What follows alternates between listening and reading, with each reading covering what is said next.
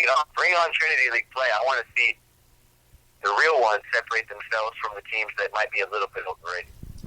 Well, you mentioned Keyshawn Lucier South, amazing prospect for the Orange Lutheran Lancers. To start league play, they will host what was potentially one of the more, maybe not overrated ball clubs, but they were ranked the #1 team coming into the year out of high school. It's the 3-2 Servite Friars on the road, traveling to Orange, California to take on the Orange Lutheran Lancers. Meanwhile, in other league play, Santa Margarita will host J. Sarah in a pivotal matchup. And personally, guys, this is why we do high school football for league play like this. It is the most competitive league out there. Obviously, Bosco's the favorite, but for the first time since 2012, Bosco is not the for sure winner. So predictions, guys. Obviously, we already made our thoughts about Bosco and Mater Dei, but how about that impressive upcoming matchup in a battle really among the potential best quarterback outside of Rosen in Southern California in Travis Waller, traveling to the stingy defense that Orange Lutheran and their one-loss ball club bring to the table. Who do you have in this matchup? Chris, you go first. I will take Servite, and only because that Orange Lutheran defense doesn't defend the pass very well. That's your big negative. That's your big bugaboo, whatever you want to call it. When you run the triple option, like Orange Lutheran does, that's all the first-team defense is seeing in practice. First-team defense rarely sees big passing plays in practice. And look for the Travis Waller to Equinami St. Brown connection to be huge in this game. I expect career games as far as the Trinity League goes for both. Keyshawn Lucier South, he's great at stopping the run. He's great at getting to the quarterback. But if there is a quarterback that can escape Lucier South, it's Travis Waller. I mean, his dual threat capabilities off the chart. He's ready to go up to Oregon and compete for that starting spot after Mariota leaves next season. So I'm looking at this game to probably be the second biggest matchup behind Bosco and Mater Dei. And I look for Servite to put up a fair amount of points. Stingy, like you said, Nick. Stingy is that Orange Lutheran defense. They did give up 52 points to Corona Centennial in OT. I just like the passing attacks for Servite in this game. I don't think they'll be able to run the ball very efficiently against Orange Lutheran. That won't matter because of the Waller to Equinami St. Brown connection. I'll take Servite 1-0 in the Trinity League. They'll knock off Orange Lutheran on the road. We'll send it over to Dan real quick. Keyshawn Lucier South in 5 games for the 4-1 Lancers. 29 tackles, but only 2 sacks for a Lancer team that has struggled on the defensive side. Servite coming in as the very narrow favorite on the road, taking on Orange Lutheran. Who do you have? Well, it is going to be on the road for both teams at Orange Coast College. They're playing at a neutral site, which both crowds will show up. So this one's almost a coin toss, but I've got to go with the D1 star, Travis Waller.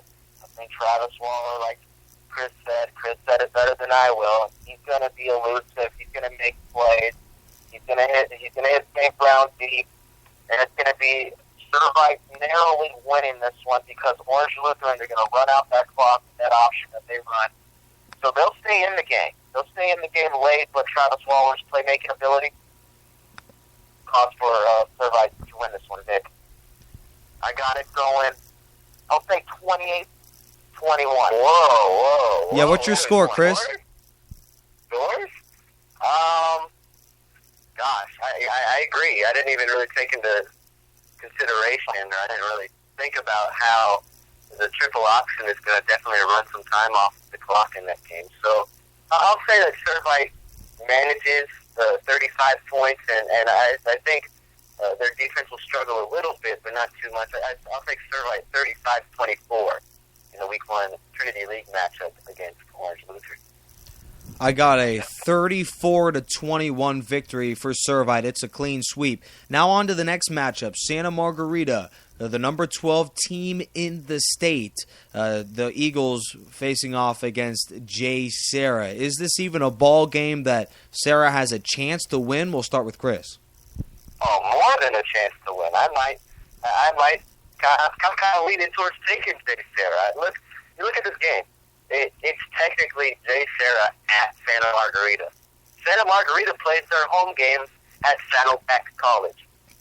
Jay Serra plays their home games at Saddleback College. Okay, both of the campuses within a very reachable distance to the site for this game, which is Saddleback College. So neutral crowd, just like you'll have in the Servite Orange Lutheran game.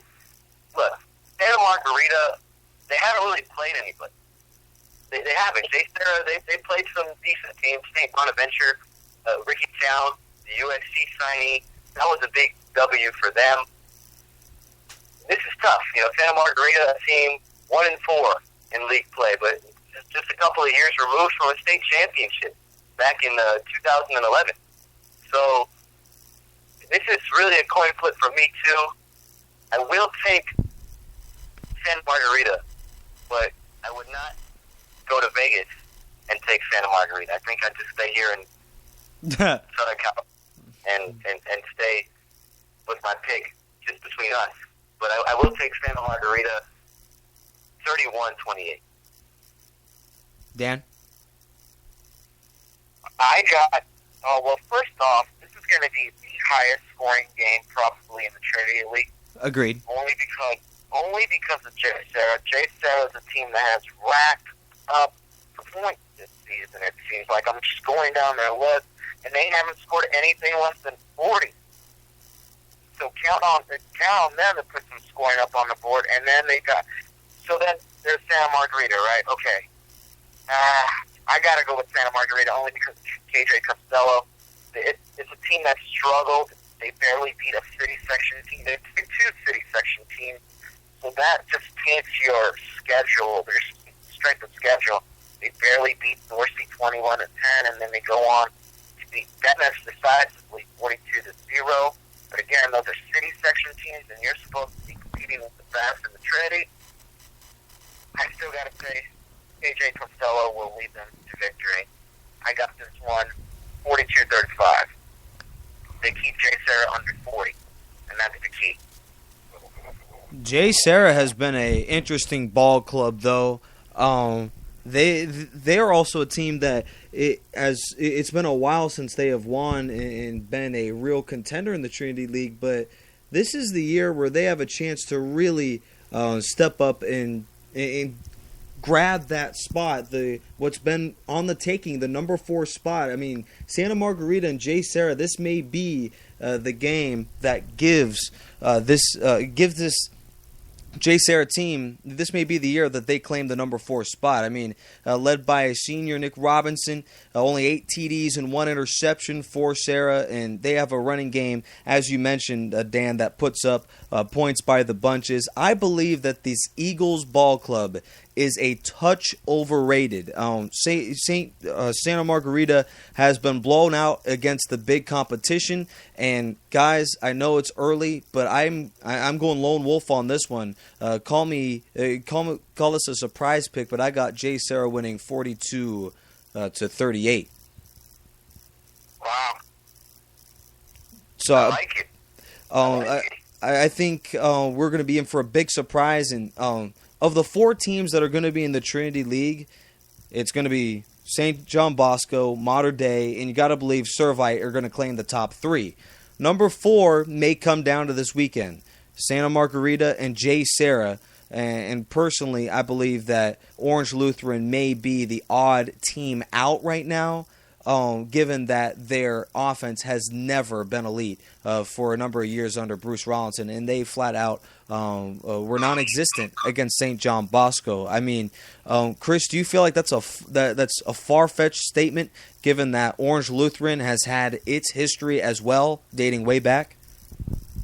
I can definitely see Orange Lutheran unfortunately missing out on the playoffs. Look, you could go 2-3 in Trinity League play and still find your way into the playoffs. But the sad thing is, and I wish it wasn't this way, but the Trinity League, you can only have so many teams from the Trinity League in the postseason. And I believe Jay Serra got snubbed last year. Santa Margarita certainly didn't deserve it at 1-4, but there was a coin flip between Crespi High School Jay Sarah last year. And Crespi won the coin flip and got into the postseason at 6-4 over Jay Sarah, who was 7-3 on the year. There are only 3 losses coming in Trinity League play. This is the year the Trinity League gets 5 teams in. Obviously, I think one of the teams that doesn't get in is going to be Jay Sarah, Orange Lutheran, Santa Margarita. If you're Jay Sarah, Orange Lutheran, or Santa Margarita, every game in the Trinity League is a must-win. Your back's against the wall. If you lose one, that might be it, because you got the tough games upcoming against Modern Day, against against St. John Bosco, against Servite High School. So, I think this is the year they get 5 in. Who's going to be the odd man out? Couldn't tell you that right now. I'm going to have to see how these teams play over the next couple of weeks. I think we'll get a better idea after Friday night. It should be very interesting. It'll all be Friday night at 7:30 p.m. as the game on Stretch Internet will start at 7:05 at bit.ly.com. That's bity.com/Bosco Football. No spaces, no capitals. It's bit.ly.com/Bosco Football. The presentation starts at 7:05, and we'll get your scores not only with the play-by-play of Bosco and Modern Day in what is the Southern California Game of the Week, but also we'll get your scores from the rest of the Trinity League. And we'll give you final thoughts from the JUCO world as we send it right back over full circle.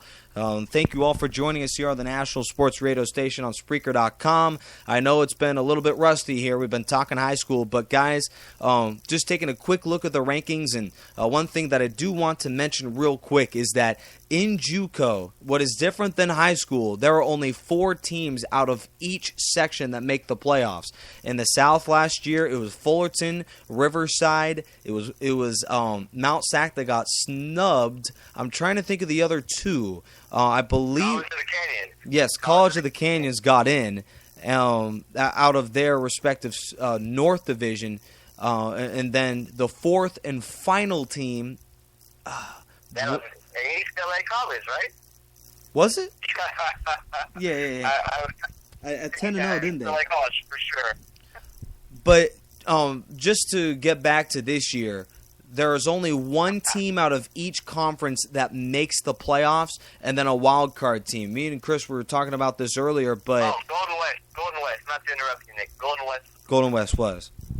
So, as I take a moment here, we are taking a look at the conference standings right now, and the 4 teams that would be in the JUCO South right now, and we'll send it up to the North in a matter of moments. But the South is far more competitive, at least during the first half of the year, given that there are a number of very good ball clubs over there in the North. But if the playoffs were to start today, the teams that would represent the National Conference Central would be Long Beach City College and Mount Sac, because both of them, I guess, outbid each other, and they still rank in the top 5. Mount Sac at 4-1, Long Beach 5-0. Out of the National South, it would not be Riverside that gets in, or excuse me, Riverside has been ousted as they are in one of the toughest divisions in the state. The National Southern Conference, Fullerton would win that one going away, and then out of the National Northern, it would be Ventura. Those would be the 4 teams starting today. And Chris, we'll start with you, given you're very familiar with this. Do you feel like those standings will change at all? I do believe they will change if Riverside can get it figured out at the quarterback position. That's the big question mark. If Riverside can answer me some questions this upcoming weekend with a convincing win against Fullerton College, look out, because I think the Tigers have the best talent right up there with Long Beach. I think the Tigers' talent and the Vikings' talent of Long Beach City College, I think both of those 2 teams have the best talent amongst the junior college teams in Southern California, but I believe Mount Sac is just better as a unit than Riverside at the moment, and I think when it comes down to the playoffs, I think I'll take Mount Sac over Long Beach City College. If Riverside can show me some things in the next couple of weeks before the big matchup at home against Mount Sac, then I'll probably lean the way of the Tigers. But as of right now, I got to stick with Long Beach and Mount Sac coming out of the Central, and I have to say that